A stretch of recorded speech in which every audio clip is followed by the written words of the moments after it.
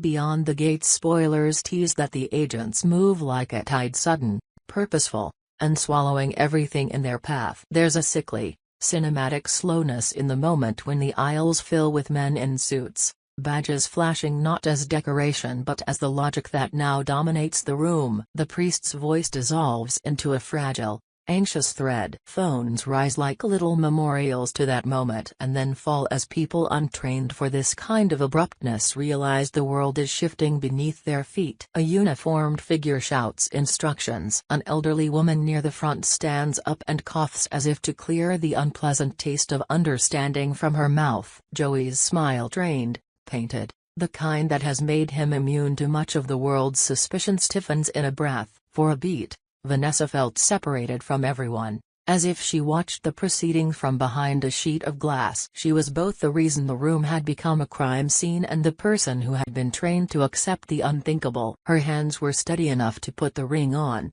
they were steady enough to dial the number that meant she had to tell the bureau something that was no longer hypothetical. The agent's voice on the line had been soft: "Move when you see the signal, finish the vow. Make it look real." The signal arrived as a ripple of 3 knocks, a run of footsteps at the back, a man clearing his throat, a whisper that froze the air. That was when the swarm of suits rose and the operation began. Joey's reaction was not immediate outrage but an economy of motion, a measured pivot toward the men moving through the pews, an assessment of exits, a glance at the choir loft where cameras might have recorded more than hymns. He did not scream or plead. He did not cry. He adjusted his cuff as if to preserve dignity for the moment when it mattered. In his eyes, Vanessa read an old calculation. This was another deal to be negotiated in a different key. For a moment she could see the man behind the charm, the one who had forged his own rules, who would either be brought down or make sure that bringing him down cost more than anyone imagined. Doug's face, sitting in the second row like a stone sunk into the congregation, had a look Vanessa would never mistake for anything but triumph twisted by fear. He had wanted this moment, he had planned it with a cruelty that tasted like victory. But triumph was a hormone that did not account for collateral damage, and as soon as the first handcuffs were clicked closed around Joey's wrist, something else had begun to unspool. One of the agents, a younger man with a jaw too tight to be comfortable, approached the lectern and spoke into a recorder. He read names, charges, and a dossier of allegations that included the money laundering ring the bureau had pieced together and, to everyone's collective shock, an allegation that opened the door to a darker consequence: Joey's connection to an accident that had left a Dupree child permanently injured years earlier. The congregation shifted as if struck by wind. The Dupree family sat perfectly still, their composure a fragile glass that trembled. Vanessa knew the story all too well: a construction site, a corner cut to save money, a subcontractor who had taken a bribe to falsify safety inspections. Evidence, the agent said aloud, linked the source of those bribes to a shell company funneled through accounts Joey controlled. The implication was explosive, not because anyone had forgotten the injury but because it inserted Joey into a moral narrative that could be made into law. It was not only about embezzlement or gambling profits, it was about the human cost of decisions made in boardrooms and backrooms. There was an immediate moral algebra that began at that moment. Doug had wanted Joey destroyed, but he had not anticipated the way the revelation would shred more than the target's reputation. Vanessa had been warned that dirty work would dirty her. The clean line she had imagined between culpability and righteousness blurred as soon as the word injury entered the record of the day. She had to reconcile, in her own chest, the face of a child who had once been someone she bounced on her knee at summer barbecues with, a man she now loved and had been asked to betray for a larger good. The personal and the civic became a single, tangled grief. Joey's gaze found Vanessa for a moment as officers led him out. There was neither pleading nor hatred on his face. There was, instead, the small, cruel curl of a man who knew he had options she did not. He mouthed something that no one else could interpret, and Vanessa felt the words as if they had landed on her jaw: protect yourself. The plea was both tender and mercenary, the final, intimate transaction between two people who had built their alliance on the exchange of risk for shelter. Then the bomb came online. It was not fireworks. It was the cold, clinical leakage of an archive, a release of data that had been progress engineered by a man who calculated consequences as others calculated taxes. The dead man's switch, Joey's gambit, functioned exactly as he had designed. Within minutes of his arrest, a torrent of emails, videos, scanned contracts, voice memos, and anonymous depositions flooded inboxes across county lines. Social feeds lit up with screenshotted documents. A local journalist who had been in the lobby for the wedding posted a first scoop and then another, and another, each one more devastating than the last. The files implicated more than contractors and lower-tier accountants. They contained recorded conversations with community leaders, audio of a whispering negotiation with a city official over zoning favors, a video of a city contractor accepting an envelope in a parking garage. The architecture of Fairmont Crest's perceived innocence cracked, and what poured through was raw and ugly. Favors traded for silence, donations that bought agendas, and signatures that meant someone looked the other way while a child was put at risk. The irony was so perfect it felt performative. The ceremony intended to celebrate union had been turned into the moment of collective exposure. Doug's plan to humiliate Joey had succeeded in one sense, but Joey's counterplan had ensured that he would not be alone on his way down. He had made sure to take a crowd with him. The fabric of the neighborhood, the fibers of its reputation, unraveled in a matter of hours. Families who had constructed their identities around philanthropic gestures and country club memberships found that their records told a different story. The fallout was instantaneous. Now there were subpoenas and an anxious throng of reporters, and there would be, in coming days, televised hearings and a slow, merciless drip of reputational erosion that the best lawyers could not staunch. Vanessa felt the world close and open in the same breath. To the FBI she had been an asset who could help dismantle a network. To the community she had been complicit in the spectacle. To Joey she had been an intimate, and in their tangled intimacy there had been the potential for betrayal that neither had fully predicted. She could imagine how the drip of evidence would appear from outside, a woman in the middle of a broken marriage who had taken the ring of the man who was now a criminal. The narrative was simple and willful. She had sold herself to criminality. It would be easy for a community that preferred narrative to complexity to call her culpable at a glance. And yet the evidence the Bureau had compiled was specific and devastating, not to exculpate her entirely but to make clear that she had functioned within a larger sting. The legal protection offered to her was a thin, bureaucratic blade. Immunity was possible if she testified cleanly. It was not guaranteed if the optics made charges politically useful. In the days after the wedding-turned-raid, the town of Fairmont Crest resembled a place in the immediate aftermath of a storm. Burrs of gossip collected in hedgerows. People who had once smiled at one another over strained coffee now slid through doorways with hands in pockets, avoiding eye contact as if contamination could be transmitted by the glance. Vanessa's phone did not stop ringing. But the calls were not only the ones she expected. There were people she had known who demanded answers. There were those who offered cold congratulations. There were journalists who wanted the story that would get clicks. The Bureau placed Vanessa in a protective bubble of interviews and depositions, where the content of a life could be transferred into a prosecutorial chronology. The bubble insulated and exposed in equal measure. Doug moved through the aftermath with the unruffled arrogance of a man who had pushed the right domino. He spoke to reporters with the clipped sentences of someone who had decided that narcissism was a form of civic duty. "I did what I had to do,"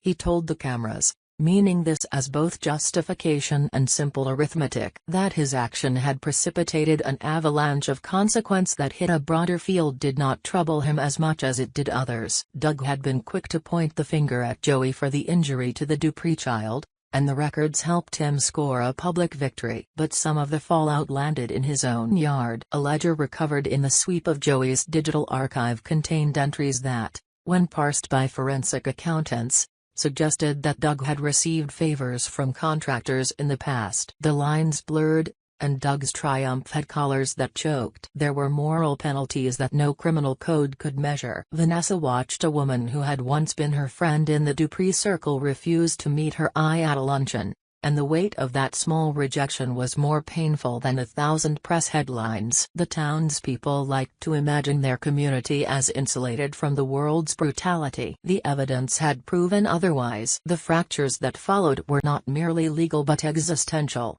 People had to look at who they were, how they had benefited from turning a blind eye, and what it meant to be part of a social body that preserved itself by ignoring the suffering of others. The legal process did not, however, proceed on a straight line. Joey's people, those who loved him, feared him, or simply saw in him the last of an unapologetic breed, fought back. There were leaks within the bureau that complicated indictments. There were witnesses whose memories changed and documents that vanished as quickly as they appeared. Some of Joey's co-conspirators turned state's evidence in a bid for lighter sentences. Others bolstered his myth with claims of honeyed manipulation and selective prosecution. The courtroom drama that followed had everything that built-to-order television loved: dramatic testimony, tearful cross-examinations, and a parade of legal maneuvers that staggered the town's sense of justice. Vanessa, for her part, found herself walking an ethical tightrope that was thin enough to cut through skin and deeper. In interviews and depositions she told truth, but the truth itself was porous. What she admitted to loving Joey, to consenting to the charade, to being part of the chain in a way that was functionally complicit. She told of her bargain with the Bureau, the immunities discussed, the threats she had felt from Doug. She told of the nights she had believed she could save Joey, or at least keep him from destroying others. She told the court, plainly, that love and strategy can be indistinguishable when the stakes are survival. The transcripts of her testimony would later be read at neighborhood book clubs as if they were parables about moral failure. The emotional consequences of her choices were not confined to the courtroom. Vanessa lost friends and saw old alliances dissolve into strategic distance. Her husband Doug alternated between furious vindication and a cold despair at the cost of his victory. The Dupree family, undeniably injured by the revelations, demanded restitution and accountability. They were not content with the public spectacle, they sought measurable justice. Their pain complicated any attempt at tidy closure. In living rooms and at City Hall, neighbors argued about whether the community they loved could be rebuilt on the ruins of such disclosures. Yet within the maelstrom there were slender and surprising acts of human decency. Bill Hamilton, whose moral compass had been a lodestar in Vanessa's life, stood aside from the roiling ambition of others and helped navigate the legal maze to ensure that testimony was not tainted. His loyalty was quiet and practical: call the right attorney, make the right referral, show up at the right hearings. He was neither a savior nor a saint. He was simply a man who recognized that some moral debts were owed irrespective of who one's enemies might be. That such decency existed did not lessen the pain of what had happened, it merely provided a narrow corridor for a future that might be more honest. As the legal dust settled into the slow sediment of plea bargains and jury deliberations, the community was forced into a new vocabulary. Words like accountability and systemic entered dinner-side conversations. There was a new hunger for reform that might, in time, lead to more rigorous oversight and stricter procurement practices. City council meetings became more crowded, and philanthropies demanded audits. In a way, the chaos forced a reconfiguration of local governance. People who had been content to inherit structures of power were suddenly pushed to participate in their transformation. The irony was bitter and potent. A man's attempt to hoist himself at someone else's expense led to a community that might, in time, be less hospitable to such schemes. And yet some scars were permanent. Joey, for all his cunning, lost the empire he had built. The court's verdict, when it came months later in a trial as messily theatrical as the wedding, was severe but incomplete. He was convicted on multiple counts related to the laundering operations and faced a sentence long enough to remove him from the center of power. The injury to the Dupree child, while finally acknowledged in court, could not be repaired by a sentence. The child's family received a settlement that carried the posthumous odor of justice, the kind of compensation that does nothing to heal but attempts to make amends. Vanessa's fate was neither total ruin nor unblemished redemption. Her cooperation with the Bureau mitigated legal consequences. She avoided the worst punishments but suffered a social exile of a kind that was perhaps harsher. She lost status, and with it the ability to walk into rooms and be believed without caveat. That loss became a different kind of freedom, the liberation to chart a life not predicated on appearances and immaculate virtue. She moved away from the manicured hedges of Fairmont Crest to a smaller town where anonymity meant fewer gossip columns and more honest conversations. There she took a job that had once seemed beneath her, a community outreach position that required her to spend time in neighborhoods she had barely noticed before. It was humbling work and, in its own way, an act of contrition that offered more concrete value than any public apology. Doug, embittered and unmoored, found that victory did not heal what he had anticipated it would. His relationship with Vanessa never fully recovered. He had achieved his revenge in a manner that satisfied the aspect of him that loved seeing a rival humbled, but the cost a town's reputation and the fracturing of his own family quelled any joy. Where revenge had once seemed to bestow power, it now felt like an act that had burned his hands. He retreated into an austere life, wary of the social theater that had once been his currency. Joey's last message, a cold, recorded note played at the end of a courtroom session, meant as a final testament was a complex alloy of apology, accusation, and a stubborn refusal to be merely vilified. He admitted to crimes but reframed them as transactions that had always been part of the town's fabric. He named names, but not out of charity. He did so to ensure that the consequences of his arrest would ripple outward, to make certain the town could not return to illusion as if nothing had happened. It was,